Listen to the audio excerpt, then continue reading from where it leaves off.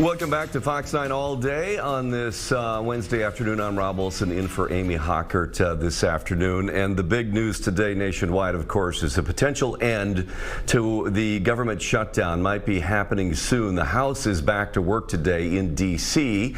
after the Senate passed legislation to reopen the government on Monday night. The votes in the House could happen in the next few hours, maybe later today, maybe this evening. We'll see how this works out, maybe marking the end to what's now been a 43-day long shutdown, the longest in U.S. history. So joining us now, House Majority Whip and Minnesota Congressman Tom Emmer. Joining us. Tom, thanks for joining us here. Appreciate you taking the time on what has been certainly a very, very busy day for you. Let's start here with when you think this vote might occur. And I know that the last I saw in an interview you did earlier this morning is a projected vote, maybe 219, 213, and how you think that margin will hold. Yeah, well, thanks for having me, Rob. First off, the vote will, it's scheduled right now, the procedural vote is scheduled to be between 4:30 and 5:30. The House will open up at 4 o'clock, and then they will have a swearing-in ceremony for a new member from New Mexico.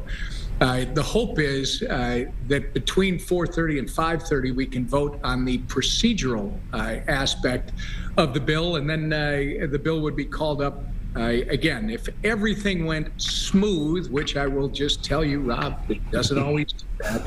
If everything went smooth, you could be voting on the bill between 7 and 8 tonight. But as you probably have heard me tell others today, our members are having the same problems that most Americans are having trying to travel. So we've got members who have been working in their districts now for the better part of a month. They've been trying to work with people who have been impacted by this needless shutdown. Now they're all trying to get back as fast as possible. And assuming we get everybody in this afternoon on time, we should be able to get it moving. Otherwise, there might be some delay while we wait for a couple of the flight problems to get resolved. Okay.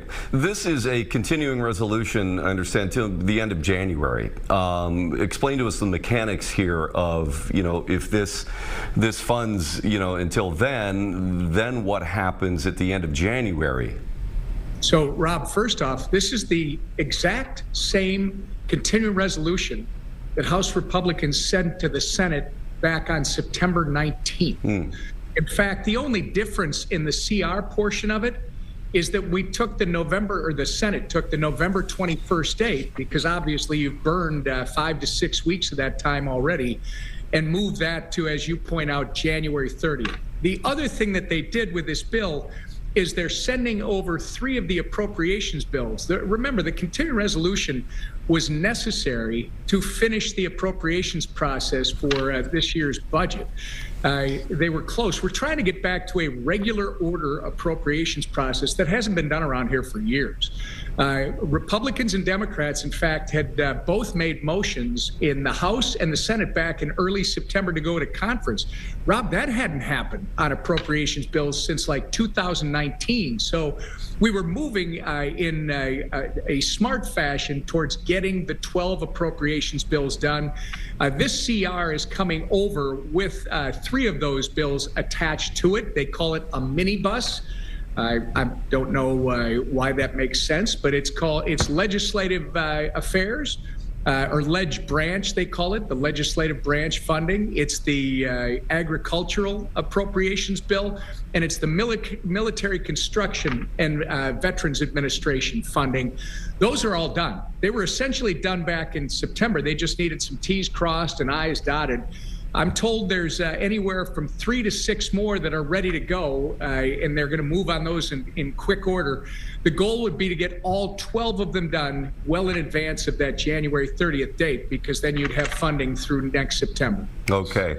A lot of this is, without wading too much into the partisan bickering back and forth, but I mean, the holdup here has been concerns from the Democratic side about continuing subsidies for the Affordable Care Act, which you've called the Unaffordable Care Act, saying that it's actually driven up insurance costs or healthcare costs. How do you kind of rectify that as we move into next year, trying to solve what you see are problems with that, but with the concerns from the other side saying, well, we don't want millions of people to lose their health care coverage? I mean, there's some wrangling to do there to try to please everybody.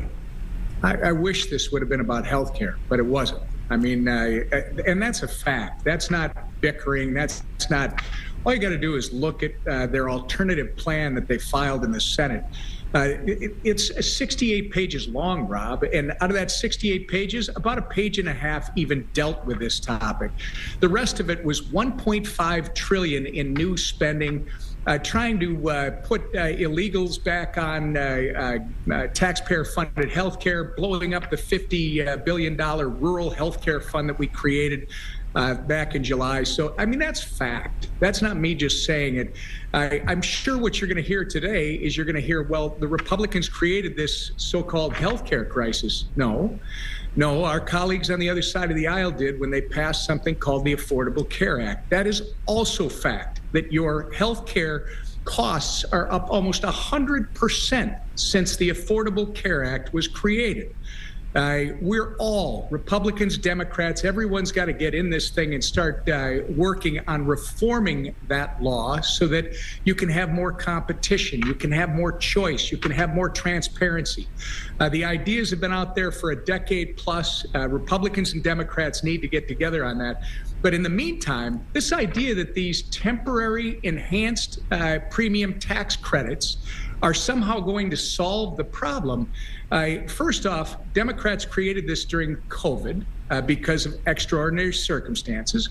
Democrats had a deadline of the end of this year where these temporary enhanced tax credits were going to go off the books. Now they say we've got to extend them for a year, but what they're not telling you, Rob, is we're going to have an average of 30% premium increases. Health insurance premiums are going to go up on average about 30%.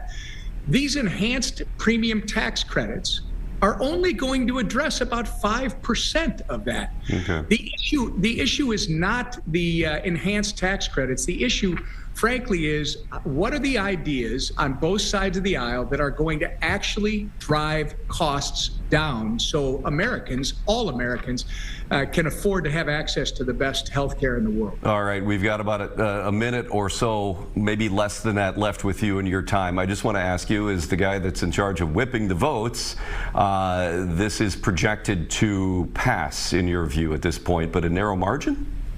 Yeah, well, we have two votes to work with always. This is our country right now, and yeah, it's going to pass. The thing that will surprise me is if our Democrat colleagues, including my Minnesota Democrat colleagues, vote no, because a vote no is to keep the government shut down, Rob. And we've seen how that's worked, whether it's air traffic controllers, it's our military servicemen and women, it's the 42 million low-income Americans that have their SNAP benefits put at risk. I mean, I would hope all of us would vote to end this nonsense. Let's get back to doing the job that we were all hired to do. And let's make life better for Americans. I think we can do that. Okay, Tom, thank you so much for joining us from D.C. I know it's been a very busy day. I appreciate you carving out a few minutes for us here back in the Twin Cities. Good to be with you, Rob. All right, Congressman Tom Emmer from Minnesota, the House Majority Whip.